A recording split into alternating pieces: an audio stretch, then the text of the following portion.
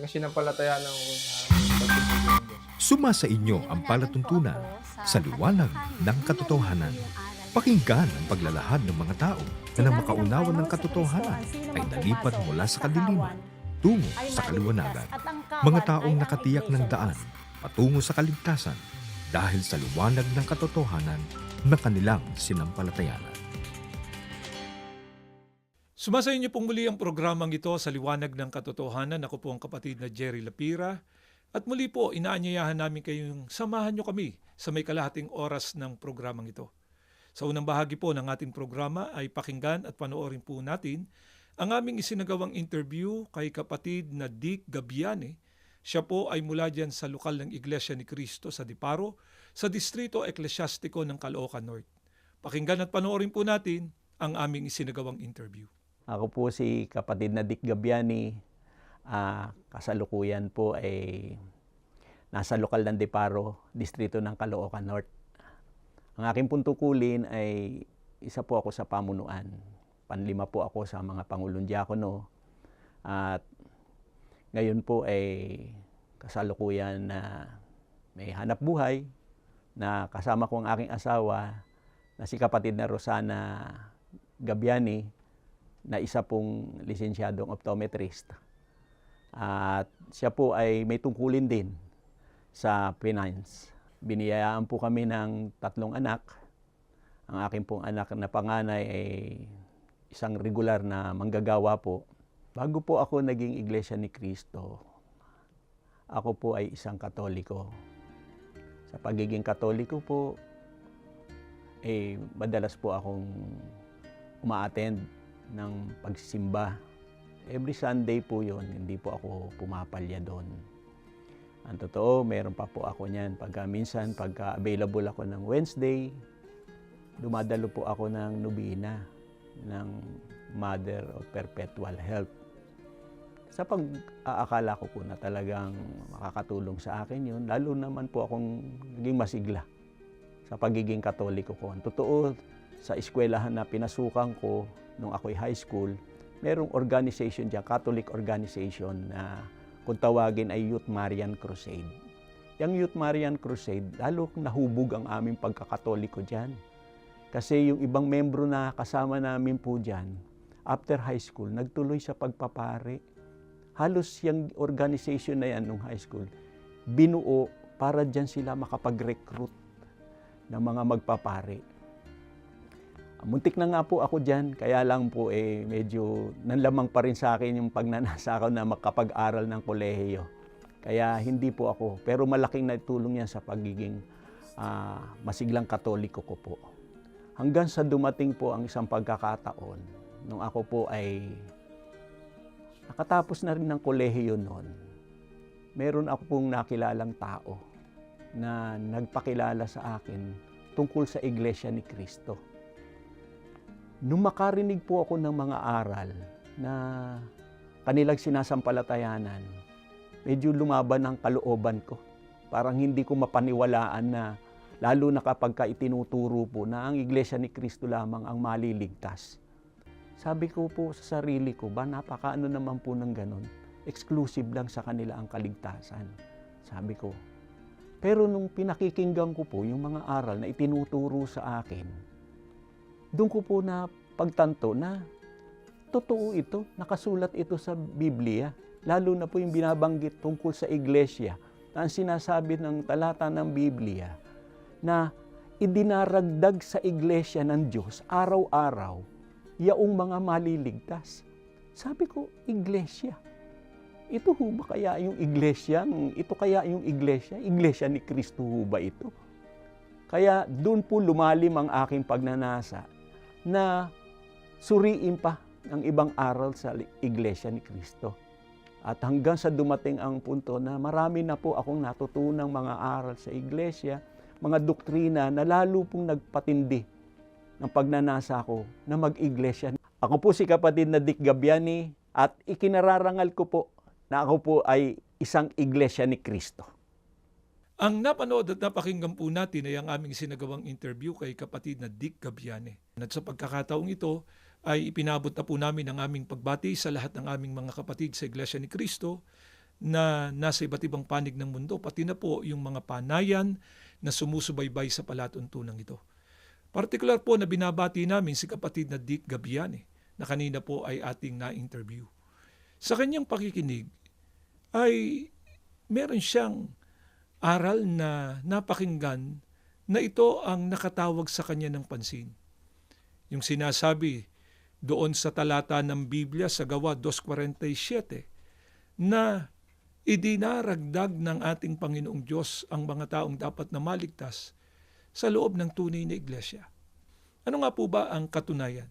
Na talagang sa tunay na iglesia, idinaragdag ng ating Panginoong Diyos ang mga taong dapat na maligtas. Pakinggan ninyo at ganito ang mababasa natin dito po sa Gawa 2:47, dito po sa saling King James Version, ay ganito ang ating mababasa. Praising God and having favor with all the people. And the Lord added to the church daily such as should be saved. Sa pagkakasalin po sa wikang Pilipino, na nangagpupuri sa Diyos at nangagtatamo ng kagandahang loob ng lahat ng tao. At idinadagdag ng Panginoon sa iglesia araw-araw yaong mga dapat na maligtas. Napansin niyo po sana sa pahayag na ito ni Apostol Pablo, idinaragdagan niya ng Diyos sa iglesia araw-araw ang mga dapat na maligtas. Pero alin po kayang iglesia ang tinutukoy dito? Pakinggan ninyo, dito po sa Aklat ng Mga Gawa 20:28, dito po sa salin ni Ginoong George M. Lamsa, ay ganito ang ating mababasa. Take heed therefore to yourselves and to all the flock, over which the Holy Spirit has appointed you overseers, to feed the church of Christ, which He has purchased with His blood. Sa pagkakaliwat na po sa wikang Pilipino, ingatan ninyo kung gayon ang inyong mga sarili at ang buong kawan. Narito inirang kayo ng Espiritu Santo na mga katiwala upang pakanin ang iglesia ni Kristo na binili niya ng kanyang dugo. Kung alin pong iglesia na doon idinaragdag ng ating Panginoong Diyos ang mga taong dapat na maligtas, ay walang iba kundi ang iglesia ni Kristo. Bakit po kaya? Sa tunay na iglesia ni Kristo, idinaragdag ng ating Panginoong Diyos ang mga taong dapat na maligtas. Pakinggan ninyo, at ganito ang mababasa natin dito po sa Kolosas sa 1:12 hanggang 14, ay ganito ang patuloy na pagtuturo sa atin ni Apostol Pablo. Pakinggan ninyo. Lagi nawa kayong magpasalamat sa Ama dahil ginawa niya tayong karapat-dapat na makabahagi sa mamanahin ng mga kabilang sa kanyang kaharian ng kaliwanagan. Iniligtas tayo ng Diyos mula sa kapangyarihan ng kadiliman at inilipat tayo sa kaharian ng kanyang minamahal na anak. Dahil sa dugo ni Kristong nabuhos, tayo'y natubos na at napatawad na ang ating mga kasalanan. Gaya nga po ng pahayag ni Apostol Pablo, ang mga tao anyang naging karapat-dapat na makabahagi sa pagmamana ng kaharian ng ating Panginoong Diyos, sila anya yung mga tao na mula sa kadiliman ay inilipat ng ating Panginoong Diyos sa kaharian ng kanyang minamahal na anak. Bakit kinakailangan pang ilipat ang tao sa kaharian ng anak? Sapagkat naroroonan niya ang katubusan. Sino po ang tutubos sa kanila? Walang iba kundi ang ating Panginoong Sukristo. Ano po ang ipantutubos sa kanila? Ang dugo ng ating Panginoong Sukristo. Gaano po kahalaga na ang tao ay mapabilang sa mga natubos ng mahalagang dugo ng ating Panginoong Sukristo. Ang sabi sa talata, yun anyang mga natubos na patawad na sa kanilang mga kasalanan. Hindi po ba ang mga taong natubos ng mahalagang dugo ng ating Panginoong Sukristo, gaya na rin ang binasa namin sa inyo kanina, ay walang iba kundi ang iglesia ni Kristo? Kaya ang mga tao pong napabilang sa tunay na iglesia ni Kristo, sila ang magtatamo ng kaligtasan pagdating po ng araw ng paghuhukom. Kaya dito idinaragdag ng ating Panginoong Diyos ang mga tao na dapat na maligtas. Ngayon, ano po ba ang ibig sabihin naman na binili o tinubos ng mahalagang dugo ng ating Panginoong Sukristo ang mga tao na napabilang sa tunay na iglesia ni Kristo? Saan po sila binili ng ating Panginoong Sukristo? Pakinggan ninyo. Dito po sa Galacia, sa 3, ang talata po ay 13. Ganito ang pagtuturo pa rin ni Apostol Pablo sa atin. Pakinggan ninyo ito. Sa sumpa ng kautusan ay tinubos tayo ni Kristo na naging sumpa sa ganang atin.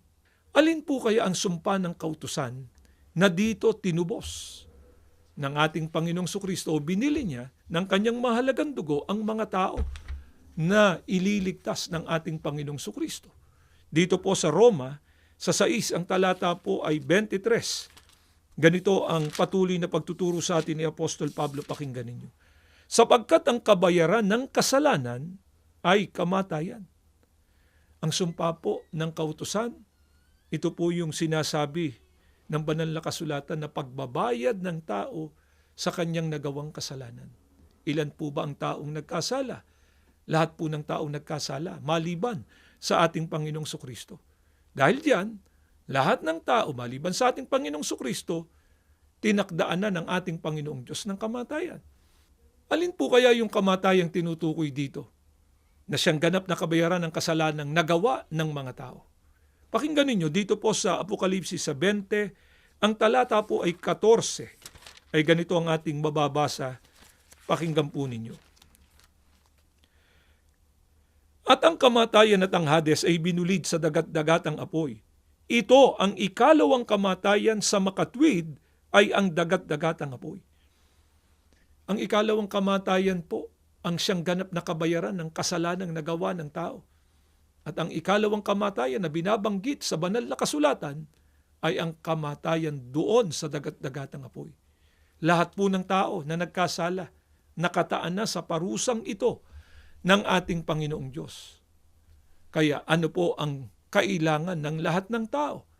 Kailangan ng lahat ng tao na siya ay matubos ng mahalagang dugo ng ating Panginoong Sukristo. Bakit? Sapagkat ang dugo po ng ating Panginoong Sukristo ang maglilinis sa lahat ng kasalanang nagawa ng tao para huwag siyang makasama doon sa mga parurusahan sa dagat-dagatang apoy pagdating po ng araw ng paghukom. Subalit, baka naman po sabihin ng iba, baka po may iba pang kaparaanan para ako ay mapatawad sa aking mga kasalanan, sa gayon ay maligtas din ako pagdating ng araw ng paghukom, maliban na sa pagkabuhos ng dugo ng ating Panginoong Sukristo. Ang tanong po natin, mga kaibigan, meron pa po bang ibang kaparaanan para ang tao ay malinis sa kanyang kasalanan maliban na sa pagkabuhos ng dugo ng ating Panginoong Sukristo? Pakinggan po ninyo.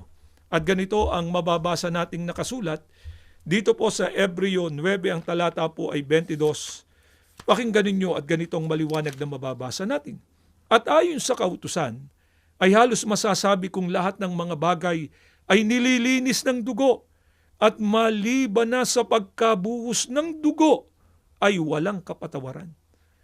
Narinig niyo sana ang pahayag ng banal na kasulatan. Maliban na niya sa pagkabuhos ng dugo ng ating Panginoong Sukristo, wala nang kapatawaran ng tao. Sa makatwid, ang nag-iisang kaparaanan para ang tao ay mapatawad sa kanyang mga kasalanan, dapat siyang matubos ng mahalagang dugo ng ating Panginoong Sukristo. At para matubos ang tao sa kanyang mga kasalanan, kinakailangan nasa loob siya ng tunay na iglesia ni Kristo, sapagkat ang iglesia ni Kristo ang pinatutunayan ng Biblia na tinubos ng mahalagang dugo ng ating Panginoong Sukristo. Ito po ang dahilan, mga kaibigan, kung bakit sa tunay na iglesia ni Kristo idinaragdag ng ating Panginoong Diyos ang mga taong dapat na maligtas. Kaya, ang sabi ni kapatid na Dick Cabiani kanina, nagpapasalamat sila sa ating Panginoong Diyos. Napabilang sila sa mga tao na idinagdag ng ating Panginoong Diyos para maging kaanib sa tunay na iglesia ni Kristo. At ngayon na sila ay kaanib na sa iglesia ni Kristo, nakatitiyak sila ng pagtatamo ng kaligtasan. Kaya ang pangako nga ni kapatid na Dick, hanggang sa wakas ng kanilang buhay. Kasama ng kanyang buong sambahayan, mamamalagi sila sa loob ng Iglesia ni Cristo. Kaya nga po si kapatid na Dick ay meron din pong paanyaya sa mga nakikinig at sumusubaybay ngayon na hindi pa kaanib sa Iglesia ni Cristo. Pakinggan at panoorin po natin ito. Ako po ay nag-aanyaya sa mga tao at mga mahal namin sa buhay at mga kakilala na hindi pa po Iglesia ni Cristo. Mangyaring pagbigyan nyo lang po ang aming mga paanyaya sa inyo. At wag po kayong magsasawa kung paulit-ulit namin kayong inaanyayahan. Pero darating ang isang pagkakataon na kapag ka niloob ng Diyos na buksan ang inyong isipan, mauunawaan nyo na ang Iglesia ni Cristo ang siyang tunay na iglesia sa ikaliligtas ng tao. Nawa po ay nakatulong ang ginawa naming paglalahad na ito ng mga kalooban ng Diyos sa inyong ginagawang mga pagsusuri. At bago po tayo magtapos ay inaanyayahan po namin kayo sa isang panalangin. Panginoon namin Diyos, salamat po ng napakarami. Muli po nagamit na kasangkapan ng palatuntunan ito para maihayag at maituro ang kahalagahan ng pag-anib sa Iglesia ni Cristo na dito mo po idinaragdag ang mga taong dapat na maligtas. Kaawaan mo nawa po ng mga katotohanan ito na napakinggan ng mga hindi pa kaanib sa Iglesia ni Cristo. Ito pong maging daan para sila'y lalo pang magsuri at kung loloobin mo, matawag na rin sila sa loob ng Iglesia ni Cristo. Panginoong Sukristo, kaawaan mo kaming ipamagitan sa Ama at patuloy na pagpalain lahat kaming iyong mga lingkod.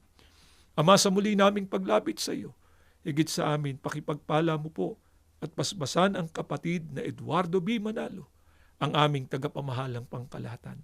Ang lahat po ng ito, magalang na naming ipinakikiusap sa pangalan po ng aming tagapagligtas na si Kristo Jesus.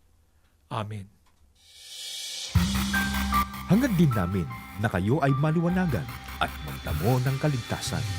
Hanggang sa muli, ito ang palatuntunan sa liwanag ng katotohanan.